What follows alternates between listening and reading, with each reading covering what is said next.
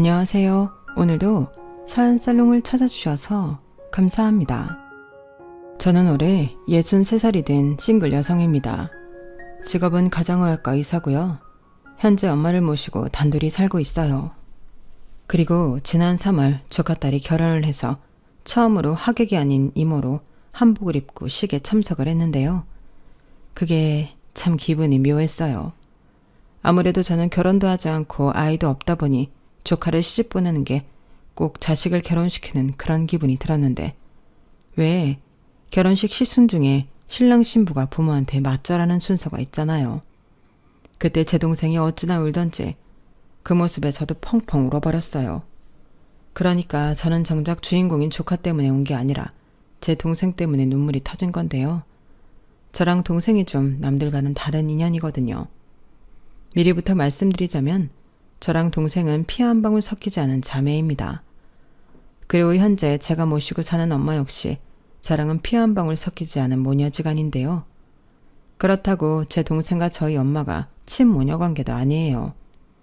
이렇게 얘기하니까 진짜 이상하게 들리는데, 그래도 우리 셋은 남들이 뭐라고 하든 가족이라는 이름 아래 서로를 진심으로 아끼고 사랑하는 사이인데, 어떻게 보면 저에게 동생과 엄마는 가족 그 이상인지도 모르겠어요. 그 두 사람은 제가 삶을 포기하고 싶은 순간마다 저를 붙들어준 생명의 은인이거든요.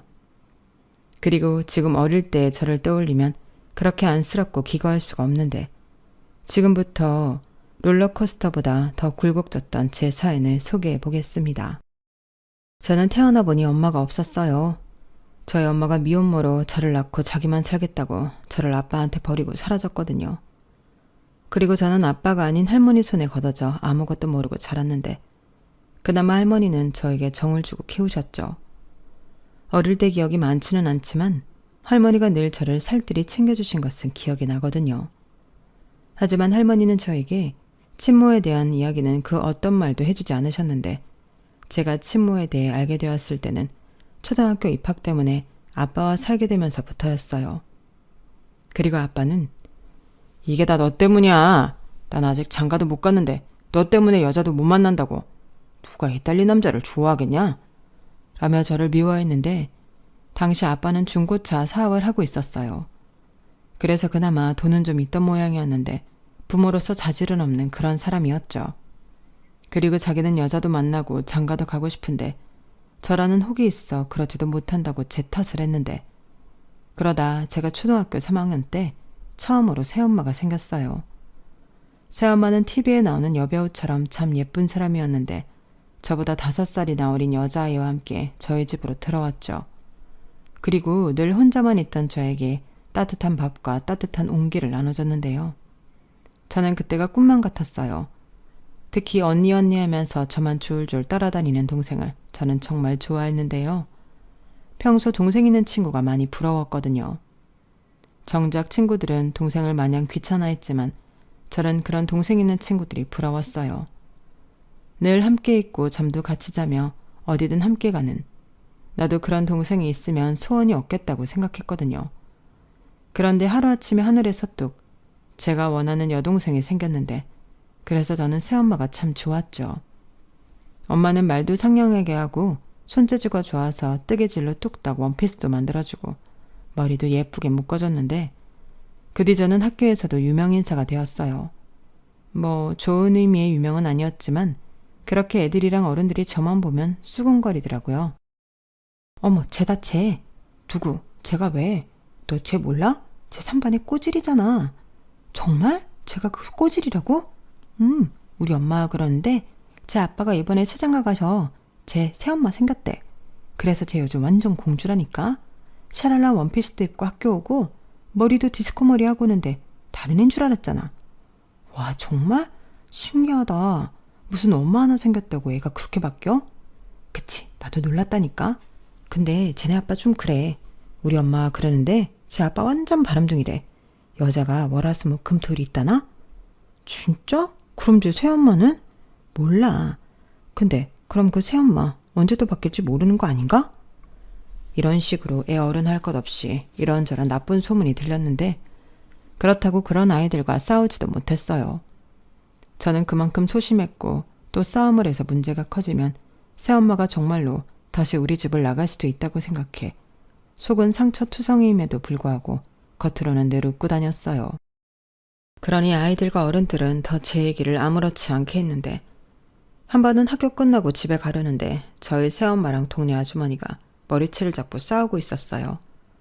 아마도 그 아주머니가 수군거린 소리를 듣고 저희 엄마가 화가 난 것 같았는데 그때 동생은 울고 있다가 저를 보자마자 달려왔죠. 그날 새엄마는 아무렇지도 않다는 듯 냉장고를 털어 맛있는 반찬을 만들어 제 앞에 밀어줬는데 그때 봤어요. 참으려고 애를 써도 새엄마의 눈에는 눈물이 흘렀거든요. 그리고 그때 새엄마는 저를 품에 꼭 끌어안고 자자고 하셨는데 동생은 자기만 빼고 둘만 그런다고 입이 삐죽 나왔지만 엄마는 저를 품에 안아줬어요. 그리고 작은 소리로 다정아, 화가 나면 화를 내도 돼. 이제부터 참지 말고 싫으면 싫다, 화나면 화난다. 그렇게 다 얘기해. 엄마가 너무 늦게 알아서 미안해. 다정이는 이름만큼이나 너무 다정해서 엄마가 몰랐어. 미안하고 사랑해 우리 큰딸. 이렇게 말했는데 그땐 저도 눈물을 참지 못했어요. 세상에서 이렇게 따뜻한 사람이 있다는 것에 감사하는 마음이었죠. 그런데 그런 행복도 그리 길진 않았어요. 아빠가 사업을 핑계로 소문처럼 다른 여자들을 만나고 다니더니 그 중에 사람을 잘못 만나 가지고 있던 사업체며 돈 같은 걸 모두 사기당했죠. 그 뒤로 집은 난리가 났고 저희 가족은 번듯한 양옥집에서 화장실도 없는 지하 단칸방으로 이사를 갔는데 그때부터 아빠는 술만 마시며 살았어요. 그러다 술에 취하면 폭력적으로 변했는데 그땐 아무도 말릴 수가 없었죠. 그리고 그때는 새엄마가 저랑 동생을 데리고 밖으로 도망치듯 나갔는데요. 그러다 아빠가 잠이 들면 집에 들어가야 했었죠. 하지만 매번 그럴 수는 없었고 아빠는 또 저 때문에 자기 인생에 꼬였다며 저에게 화살을 돌리다 새엄마가 애한테 무슨 그런 말을 해. 당신이 그러고 나빠야? 당신이 이렇게 된 건 순전히 당신 탓이야. 라며 저를 감싸다 정말 큰 난리가 났어요. 아빠가 집안의 물건을 모두 부수기 시작했거든요. 그 난리통에 동생이 파편에 맞아 다치게 되었고 피가 많이 나서 제가 정말 많이 놀랐는데 놀란 마음에 119에 신고를 했어요. 그리고 그 일로 아빠는 가정폭력으로 경찰서로 갔는데 그러는 와중 새엄마의 가족들에게도 연락이 닿았는지 어느 날은 새엄마의 오빠라는 사람이 나타나 막무가내로 새엄마와 동생을 데리고 가버렸어요. 그때 그 차를 쫓아가며 정말 많이 울었는데 그 뒤로 딱 한 번 새엄마에게 전화 온 게 다였어요. 그때 새엄마는 몰래 전화를 하는 것처럼 수군거리며 다정아, 엄마야. 엄마가 금방 다정이 데리러 갈 거니까 조금만 참고 기다리고 있어. 엄마 말 알아들었지? 절대 잊지 마. 엄마가 꼭 데리러 갈게. 미안해 다정아. 라고 황급히 말하고 전화를 끊었는데 애석하게도 그 뒤로 새엄마가 저를 찾아오거나 다시 전화가 걸려오는 일은 없었어요. 아니 그럴 수도 없는 게 현실이었는데 저희 집 상황이 더 나빠져 저는 고모집에 가 있게 되었거든요. 그리고 아빠는 자기 인생을 포기한 사람처럼 어디서 뭘 하는지 가족들도 그 소식을 모르고 살았는데 사실 고모집에 있을 때도 저는 눈칫밥을 먹어야 했어요. 어느 누구도 저를 맡으려 하지 않는 가운데 고모는 고모부 눈치가 보인다면서 저를 방에만 있게 하셨거든요. 그러니 그 예민하고 어렸던 아이가 얼마나 외롭고 힘들었겠어요. 그런데 그때 우연히 교회에 가게 되었는데 거기에서 운명처럼 한 사모님을 만나게 되었어요. 그분은 그 교회의 목사님의 부인이셨는데 저에게 맛있는 간식과 성경책을 선물로 주셨죠. 그리고 심심하면 언제든 오라고 하셨는데요. 그래서 저는 걸핏하면 그 교회에 가서 살다시피 했어요. 어차피 고모집에 가면 또 방에 틀어박혀 있어야 하니까 저는 교회가 편하더라고요. 그리고 거기서 스스로 공부하는 방법도 터득했는데요. 그때 사모님이 이렇게 말씀하셨어요. 우리 다정이는 머리가 참 좋구나. 다정이처럼 똑똑한 아이는 조금만 노력하면 공부를 참 잘할 수 있을 텐데 이번 참에 공부를 열심히 해보렴. 공부요? 근데 공부하려면 돈이 필요하지 않나요? 저는 돈이 없는데. 공부하는데 왜 돈이 필요해? 다정이의 의지와 마음만 있으면 공부는 언제든 할 수 있지. 그리고 공부를 잘하면 불가능한 것들도 전부 할 수 있어. 네? 불가능한 것도 이루어져요? 그럼 엄마랑 동생도 다시 만날 수 있나요? 그럼 우리 다정이가 공부를 열심히 해서 성공하면 분명 만날 수 있지. 이용하면 큰 성공해서 유명해지면 더 좋고, 유명하면 TV나 신문에도 나오잖아. 그럼 다정이 엄마랑 동생이 그걸 보고 찾아올 수도 있고. 와, 그럼 저 공부할래요. 그때 저는 그게 희망이라고 생각하고 미친 듯이 교과서를 달달 외웠어요. 모르는 게 있으면 사모님과 사모님 아들이 가르쳐줬고, 저는 또 그걸 까먹지 않으려 줄노트에 줄이 보이지 않도록 적고 또 적으며 공부를 했죠. 그러다 전혀 생각지도 못한 소식이 전해졌어요. 그건 경찰서에서 온 연락이었는데, 고모 말에 의하면 저희 아빠가 길에서 사망해 있었다는 연락이었죠. 그래서 가족이 와서 신원 확인을 해줘야 한다고 했는데, 고모는 그때도 오빠라고 하나 있는 게 죽는 그날까지 이렇게 사람을 귀찮게 해. 이럴 거면 내 앞으로 돈이라도 좀 남겨주고 가든가. 에휴, 내 팔자야. 라며 싫은 내색을 잔뜩 하며 경찰서며 병원이며 바쁘게 다녀왔고, 다행히 고모는 저를 데려가진 않아 저는 그 모습은 보지 않았어요. 지금 생각해도 그게 너무 다행이고, 제가 고모에게 그나마 감사하게 생각하는 점도 그거였는데, 아무리 저를 낳아준 친부라도 어린 마음에 그건 보고 싶지 않더라고요. 하지만 저는 그날 이후 완벽한 고아가 되었고, 고모와 고모부는 저 때문에 늘 부부싸움을 하셨는데요. 싸움의 주제는 늘 같았죠. 저를 언제까지 이 집에 둘 거냐는 거였어요. 그러니 그때부턴 방이 아닌 그 집에 있는 게 눈치가 보였는데, 그래서 교회에 있는 날이 더 많아졌죠. 그때 저에게 유일한 친구가 사모님이셨어요. 친구도 못 만들던 저에게 늘 먼저 이야기를 걸어주셨는데, 그 때문에 저도 제 이야기를 하나둘 털어놓게 되었죠. 그리고 어느 누구한테도 꺼내놓지 못한 말도 사모님에게 했는데요. 어린 마음이지만 저는 사는 게 너무 힘들었어요. 고아가 된 이상 새엄마와 동생을 다시 만난다는 희망도 없었고, 앞으로 어떻게 될지 무섭기만 했는데, 그때는 어린 마음이지만 이 세상에서 제가 사라졌으면 좋겠다는 생각도 했었거든요. 그래서 그 얘기를 했었는데 사모님이 깜짝 놀라셨고, 절대 그런 생각하면 안 된다며, 그러면 정말로 엄마도 동생도 못 만나는 거라며 저를 혼내셨는데, 그때 사모님의 진심이 느껴져 많이 울었어요. 그때까지는 저한테 무슨 일이 일어나도 걱정하거나 슬퍼할 사람이 아무도 없을 거라고 생각했었거든요. 그리고 제 마음 상태가 많이 걱정이 되셨는지 어느 날 사모님이 저에게 전문 아줌마 아저씨를 소개해 주셨는데요. 그 두 분은 부부로 교회 봉사를 다니시는 분이라고 하셨어요. 그리고 제 이야기를 종종 들어 저와 친해지고 싶다고 하셨는데, 매주 토요일은 그분들을 만나는 날이었죠. 교회에서 만날 때도 있었고 밖에서 따로 만날 때도 있었는데, 그때마다 두 분은 저에게 옷이며 책, 학용품 같은 걸 선물로 사주시곤 했어요. 그리고 제가 중학교에 들어갈 무렵이 되었을 때는 고모가 저더러 알아서 하라고 했는데요. 지금이야 교복에 무료지만 제가 다닐 때는 모든 게 다 돈을 내야 했기 때문에 저는 현실적으로 학교에 갈 수 있는 처지가 못 됐는데, 어느 날 저에게도 기적이 일어났어요. 평소 친하게 지냈던 교회 젊은 아줌마와 아저씨가 어느 날 저희 고모에게 찾아와 저를 입양하고 싶다고 하셨는데요. 그때 제가 알기로 고모가 돈 봉투를 받은 걸로 기억해요. 그러니 고모는 화색을 띠며 저를 기꺼이 보냈는데, 그때 저에게 이렇게 말하더군요. 그래도 네가 아주 복이 없지는 않은가 보다. 가서 새엄마랑 새아빠 말씀 잘 듣고 여기 있었던 기억 다 잊고 잘 살아. 저는 저 말을 듣고 처음으로 웃었어요. 이제 더는 저 집구석에서 눈치 보고 살지 않아도 된다고 생각하니 날아갈 것 같았거든요.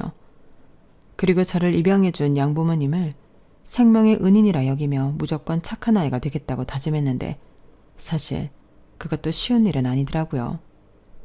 일부러 그런 건 아니었지만 제가 뭔가 기대에 부응하지 못하거나 잘못된 행동을 하면 양부모님이 실망하고 저를 다시 버릴 수 있다고 생각해 저는 늘 긴장 상태로 지냈는데요. 그렇다 보니 집인데도 눈치를 보게 되었어요. 그리고 양부모님 역시 저에게 어떻게 해줘야 다른 평범한 부모와 같을 수 있을까 서로 시행착오를 겪어야 했는데, 두 분은 제 상처도 있고 하니 무작정 저를 믿고 사랑을 주자고 생각하신 것 같았어요. 그래서 저는 감사하게도 그전까지는 받지 못했던 사랑을 넘치게 받았고, 어느덧 저는 학교에서 공주님이라는 별명을 갖게 되었는데요. 제 과거를 모르는 친구들은 제가 부유한 집의 무남 동료로 부모님 사랑을 듬뿍 받고 자란 줄 알고 있더군요. 야, 김다정, 너 오늘도 니네 아빠 차 타고 등교했지? 진짜 짱 부럽다. 나는 가방도 무거운데 우리 아빠는 맨날 버스 타고 가라고 한단 말이야. 그래? 나도 가끔은 버스 타고 싶은데 아빠가 회사 가는 길이라서. 그래도 외동딸은 뭐가 달라도 다른 거지. 피부 하얀 거 좀 봐. 너 혹시 그거냐? 방에 공주 침대 있고 커튼도 막 분홍색 파스텔 톤이고? 어떻게 알았어? 야, 딱 보면 알지. 너처럼 부모 사랑받는 애는 대부분 그렇게 살더라고. 학교 끝나고 집에 가면 엄마가 간식도 막 만들어주고. 너 혹시 집은 2층이냐? 2층은 아니고 그냥 아파트야. 간식은 만들어주셔. 아무튼 넌 뭔가 다른 애들이랑은 결이 달라. 공주야, 공주. 저 말을 듣는데 저는 그날 하루 종일 기분이 이상했어요. 그전까지 제 삶은 비참하기 그지없는 그런 아이였는데 제가 하루아침에 공주가 되어 있었으니까요. 그리고 그게 솔직히 싫지도 않았는데요. 그냥 그렇게 저를 모르는 아이들에게 저는 원래부터 그런 아이라는 인식으로 남고 싶더라고요. 그리고 저는 마음 한편에 동생과 새엄마에 대한 그리움을 품고 있었는데 양부모님이랑 함께 살고부터는 그것도 내색하지 못했죠. 어쩐지 그러면 양부모님을 배신하는 것처럼 느껴져 그저 표현하지 못했는데요. 그때도 그런 생각을 했어요. 언제고 어른이 되면 그때는 내가 직접 새엄마와 동생을 찾겠다고요. 어쩌면 누군가는 피가 섞인 진짜 가족도 아닌데 그렇게까지 할 필요가 있었냐고 생각하실 수도 있을 텐데요. 저에겐 처음으로 가져본 엄마와 동생이기 때문에 누가 뭐라고 하든 내 엄마, 내 동생이라고 생각했어요. 그리고 그런 마음을 가졌다고 해서 양부모님에 대한 마음이 거짓이나 가식은 아니었는데요. 양부모님에겐 자식으로서 할 도리를 다하자고 스스로 다짐했었죠.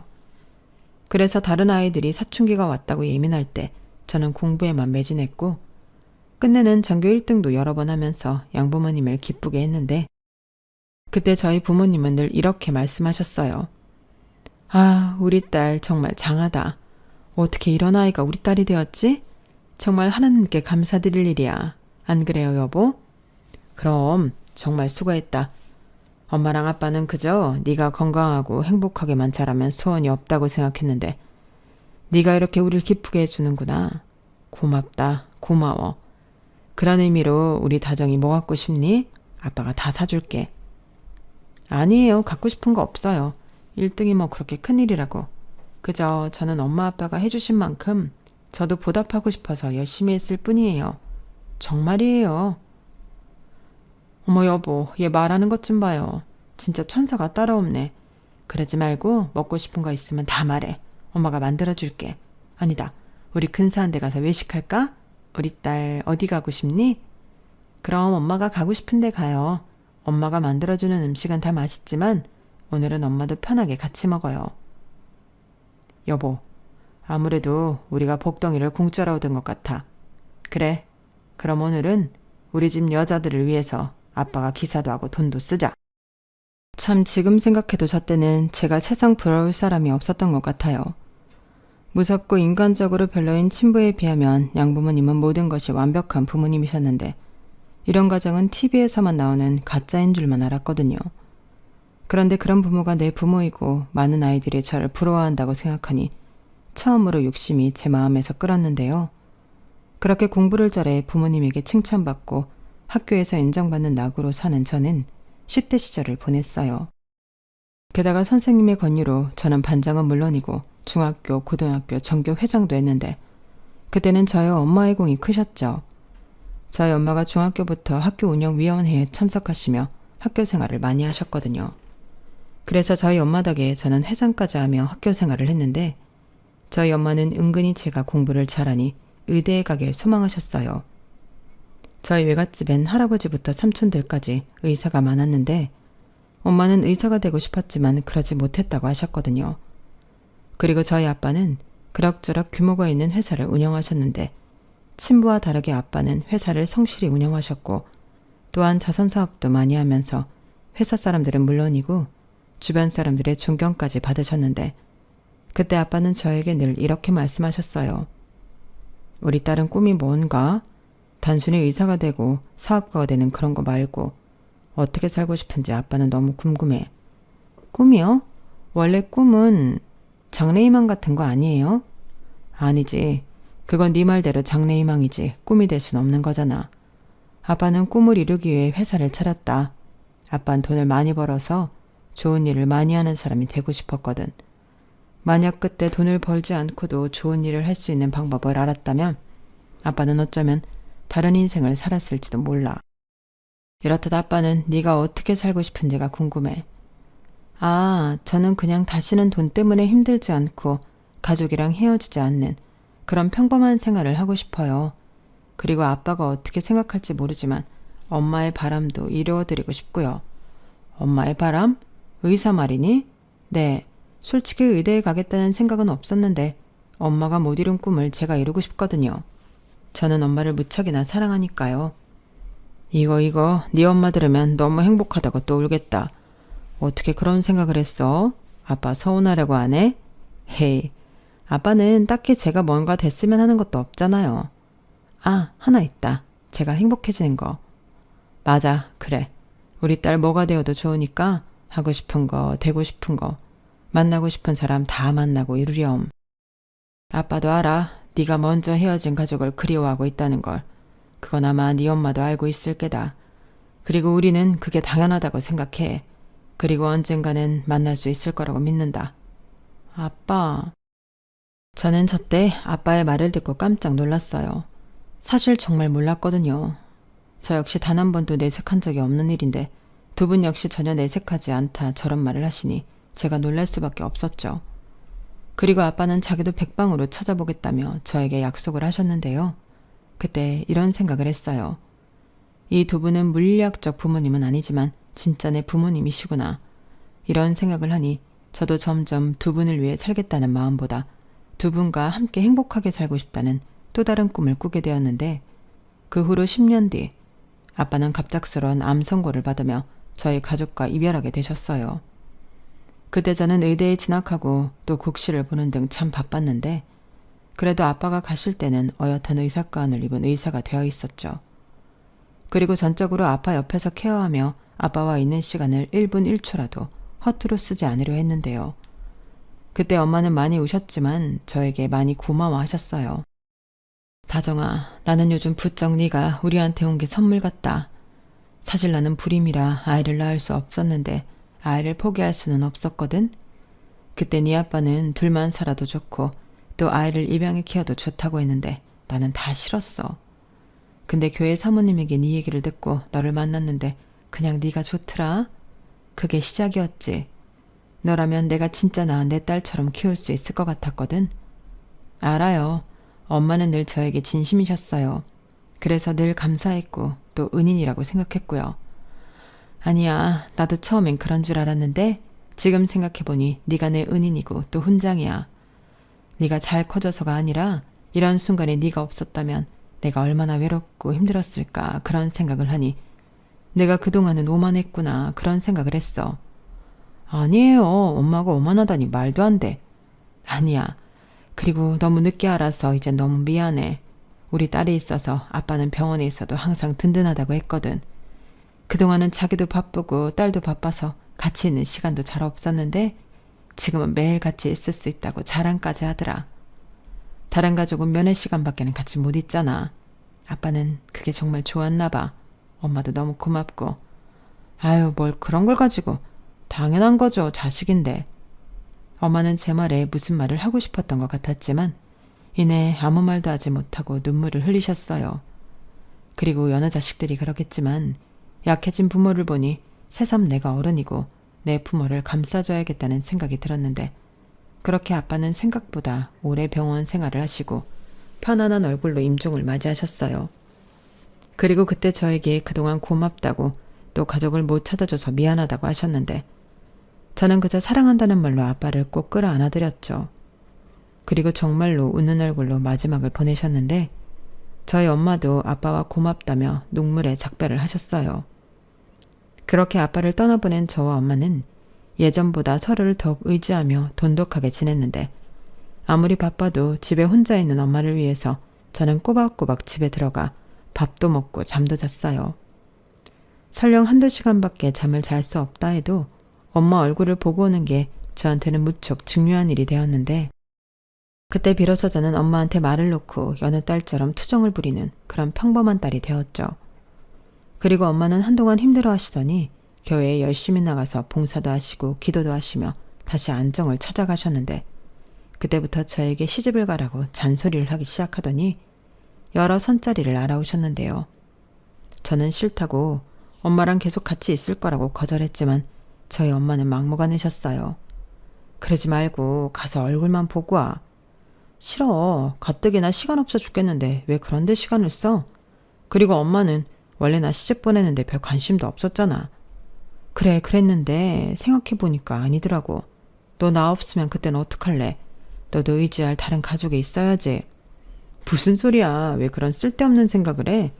엄마가 왜 없어? 그런 말하면 나 진짜 화낸다. 됐고 어떤 선자리를 가져와도 안 나갈 거니까 그런 줄 알아. 엄마는 괜히 이상한 말만 하고. 이런 식으로 저는 결혼할 생각은 정말 없었는데 물론 그렇다고 연애도 하지 않거나 그러진 않았어요. 사람 마음이라는 게 그럴 때는 통제가 되는 게 아니잖아요. 하지만 저에게 결혼이란 어쩐지 자신이 없는 영역이었고 무엇보다 시집을 가서 지금 하는 일이나 엄마에게 소홀하게 될까봐 그것만은 내키지 않았는데요. 그렇다 보니 연애를 해도 그리 길게 가진 않았어요. 제가 만났던 대부분의 남자들은 결혼이 목적이었으니까요.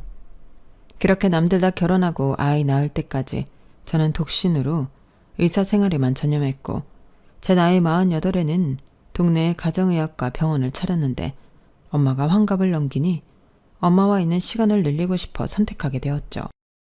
그래서 병원도 이왕이면 저희 동네에 개원했고 그때 저희 엄마 지인들이 많이 오셔서 저희 병원은 처음부터 잘 되었는데요.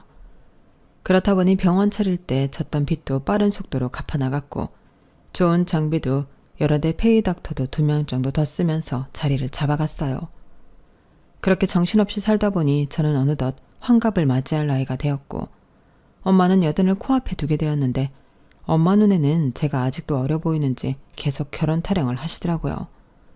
자기 나이도 있고 건강도 예전 같지 않으니 더 잔소리가 심해졌어요. 하지만 이 나이에 결혼을 하는 것도 너무 웃긴 일이라 엄마, 이젠 내가 시집가고 싶어도 날 받아줄 남자가 없어. 지금 결혼해봤자 얼마나 같이 산다고 라며 너스레를 떨면서 농담처럼 말하는데 그러면 엄마는 아니라며 네가 어때서? 너는 지금도 애기지. 네가 마음만 먹으면 엄마가 좋은 남자 찾아볼게 하며 저를 어린애 취급을 하셨는데 주변에서 그러시더라고요. 원래 엄마 눈에는 자식의 나이도 또 주름도 보이지 않는다고요. 그리고 그 말이 저는 싫지 않아 엄마에게 더 어리광을 부리곤 했는데 그러던 어느 날이었어요. 그날은 명절을 코앞에 둔 마지막 진료일이었는데 시기 탓인지 정말 많이 바빴죠. 그리고 드디어 마지막 환자가 대기하고 있었고 저는 얼른 진료를 마치고 집에 가서 엄마랑 음식하며 쉴 생각을 하고 있었는데 그때 간호사가 익숙한 이름을 호명하더군요. 저는 얼른 접수 사태를 봤어요. 김소원, 나이만 53세. 그걸 보는데 뭔가 뒷골이 쭈뼛하고 사는 것 같았죠. 헤어졌던 동생 이름과 나이가 같았거든요. 하지만 세상 아래 그런 우연은 있을 리가 어렵기 때문에 저는 그저 그동안 잊고 있던 동생에 대한 마음인 줄만 알았는데 그때 한 중년의 여자가 제 앞에 앉았어요. 그리고 저는 여느 환자들에게 건네는 말처럼 안녕하세요. 어디가 불편해서 오셨나요? 라고 물었는데 그때 저를 똑바로 쳐다보며 그 환자가 이렇게 말을 했죠. 안녕하세요. 제가 목을 많이 쓰는 직업이라서요. 목 좀 보고 싶어서요. 그리고 가정의학 가면 오래전에 생긴 흉터도 치료할 수 있나요? 제가 어릴 때 생긴 상처가 있어서. 아, 어디 한번 볼까요? 대체로 어릴 때 생긴 상처는 피부 전문 병원에 가서야 치료가 가능할 텐데요. 저는 환자가 내민 손목 흉터를 봤어요. 그리고 기분이 조금 이상해졌는데 그때 그 환자가 멈칫하고 있는 저에게 어릴 때 저희 아빠가 던진 물건 파편에 다쳤는데 그때 피가 많이 났었어요. 그때 저희 언니가 119를 불러서 병원에 가긴 했는데 흉이 져서 라고 하는데 저는 아무 말도 아니 숨이 쉬어지지 않았죠. 그리고 어떻게 할 수도 없이 눈물이 차올랐는데요. 그때 그토록 듣고 싶었던 그 말이 제 심장에 박히고 말았어요. 언니? 나야, 언니 동생. 설마 나 잊어버린 거야? 소원이니? 정말 내 동생 김서원 맞아? 그래, 언니는 무슨 자기 동생도 까먹고 그러냐? 진짜 실망이야. 저는 믿을 수 없는 그 순간을 지금도 가슴 저릿하게 기억합니다. 그리고 그날 얼마나 울었는지 밖에 있던 간호사와 다른 방에 있던 의사들이 몰려왔는데요. 저희 사연을 알고는 모두 울음바다가 되었어요. 오죽하면 진료 오신 환자분들도 축하한다며 눈물 섞인 박수를 보내주셨는데 제 인생에 이런 날이 올 줄은 꿈에도 몰랐죠. 사실 부끄럽지만 아빠가 돌아가시고 정신없이 살다 보니 새엄마와 동생을 찾는 것도 잊고 살았거든요. 아니, 그 정도 노력했는데 되지 않았으니 이건 어쩔 수 없는 거라며 포기했었는데 이렇게 동생이 자기 발로 저를 찾아올 줄은 정말로 몰랐어요. 그리고 겨우 눈물을 멈추고 벌게진 눈으로 동생 얼굴을 보는데 통통했던 볼살과 유독 동그랗던 눈이 그대로인 영락없는 제 동생이었는데요. 옷자락에 변호사 배지가 눈에 띄더군요. 그래서 제가 놀란 눈으로 변호사 배지를 가리켰는데 동생은 빙그레 웃으며 이렇게 말했어요. 내가 이 배지 달려고 얼마나 노력했는지 알아? 무려 3수를 했다고. 그리고 죽기 살기로 공부하고 변호사 배지 단 후에 또 죽어라 언니 찾아다녔어. 근데 언니는 뭐 하느라 나도 동생도 안 찾았냐? 그게 나도 찾았는데 찾을 방법이 없어서. 그럴 줄 알고 내가 이렇게 찾아왔지. 이게 바로 변호사의 정보망이라는 거야. 그거 불법은 아닌 거지? 어허, 나를 뭘로 보고? 물론 살짝 연줄도 있긴 했지만 불법은 아니야. 근데 나 정말 놀랐다. 우리 언니가 이렇게 훌륭한 의사가 되어 있을 줄이야. 나도 놀랐다. 네가 변호사라니. 엄마도 많이 기뻐하셨겠다. 엄마는 어디 계셔? 건강하시지? 그게 사실은 말이야. 동생은 참았던 눈에 다시 눈물을 흘리며 새엄마 이야기를 하기 시작했어요. 새엄마는 15년 전에 돌아가셨는데 그때도 찾지 못한 큰딸을 그리워하고 또 미안해하시며 그렇게 눈을 감았다고 하더라고요. 그리고 이혼으로 동생에게 언니를 꼭 찾으라고 했다는데 동생은 저랑 달리 결혼도 하고 아이도 있어 저를 찾는 게 본의 아니게 오래 걸렸다고 했어요. 저 역시 그 말을 듣는데 눈물이 나왔고 찾아도 내가 먼저 찾고 새엄마 가시는 길에 함께 했어야 했다는 죄송함에 한동안 고개도 들지 못했는데요. 그날 저녁 저희 자매는 참 많은 이야기를 하며 그간의 살아온 이야기를 했네요. 외갓집에 가서도 저 못지않게 눈치와 구박 속에 힘들었던 이야기와 끝내 새엄마와 동생이 몰래 집을 나와 저를 찾아다닌 이야기부터 파란만장이라는 말이 무색할 정도였는데 새엄마는 집을 나왔을 때부터 천식으로 고생을 하고 계셨다고 했어요. 그래서 더 적극적으로 저를 찾지 못하셨는데 그럴 때면 베개가 다 젖도록 울고 그러셨다고. 그러다 친부가 객사한 사실을 알게 되고 또 저를 맡았다는 고모에게 찾아갔는데 고모는 무슨 꿍꿍인지 제가 있는 곳을 알려주지 않았다고 하더군요. 그때 고모가 언니는 부잣집에 입양 가서 잘 살고 있으니까 찾지 말라고 했어. 어차피 찾아봤자 지금 부모보다 잘해줄 수도 없을 텐데 뭐하러 찾냐고. 나를 위해서라도 찾지 말아야 한다고 했는데 그 말에 엄마가 딱 포기하더라. 근데 그게 아니었어. 난 정말 엄마가 언니 고모 말 듣고 포기한 줄 알았거든. 근데 엄마는 그 뒤에도 한참 동안 언니 찾으러 혼자 여기저기 다녔더라고. 그렇게 찾았는데도 결국엔 언니를 못 찾은 거지. 그러니까 그게 한이 돼서 나한테 언니 꼭 찾으라고 그렇게 말하고 갔어. 저는 동생 말에 한동안 아무 말도 하지 못했어요. 그동안 혼자 저를 찾아다녔을 새엄마를 생각하니 마음이 너무 쓰리고 아팠거든요. 그리고 잠깐의 정적을 깨고 제가 먼저 입을 열었는데요. 그랬구나. 나는 그런 줄은 꿈에도 몰랐어. 그냥 엄마랑 너는 분명히 잘 살 거라고 생각했지. 그리고 언니도 열심히 살면 꼭 너도 엄마도 찾아야겠다고 생각했는데 미안. 내가 먼저 너를 찾았어야 했는데. 됐어. 변호사랑 의사가 같나. 내가 더 빠르지. 그나저나 언니 진짜 좋아 보인다. 맞죠? 의사가 아니 왜 그렇게 잘 어울려? 뭐래. 너야말로 왜 이렇게 잘 컸나? 그럼 남편이랑 애들은? 잘 있지. 사진 볼래? 내가 무려 딸을 둘이나 낳았다고. 우리처럼 사이좋은 자매야.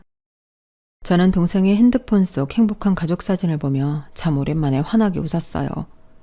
그리고 딱 봐도 사람 좋아 보이는 제부는 동생과 같은 로펌의 변호사라고 했는데 부부 변호사로 나름 유명하다고 하더라고요. 그리고 저도 모르게 훌쩍 큰 조카는 제 동생을 쏙 빼닮아 다 큰 예쁜 아가씨였는데 그중에 큰 조카가 시집을 갈 예정이라고 하더라고요. 비록 크는 모습을 보진 못했지만 조카의 결혼 소식에 저는 정말 기뻤는데요. 이런 기쁜 소식을 저만 알고 있을 수는 없었죠. 그래서 곧장 저희 엄마에게 전화를 드렸고 저희 엄마는 마치 잃어버렸던 딸을 찾은 듯 지금 당장 집으로 데려오라고 성화를 부리셨는데 동생도 저희 엄마가 너무 궁금하다며 같이 가겠다고 하더라고요. 그리고 그렇게 저희 셋은 역사적으로, 아니 운명적으로 함께하게 되었는데요. 저희 엄마는 눈물을 흘리며 제 동생을 보자마자 따뜻하게 안아주시며 이렇게 말씀하셨어요. 네가 소원이구나? 아유 예쁘게 생겼네. 어서 와.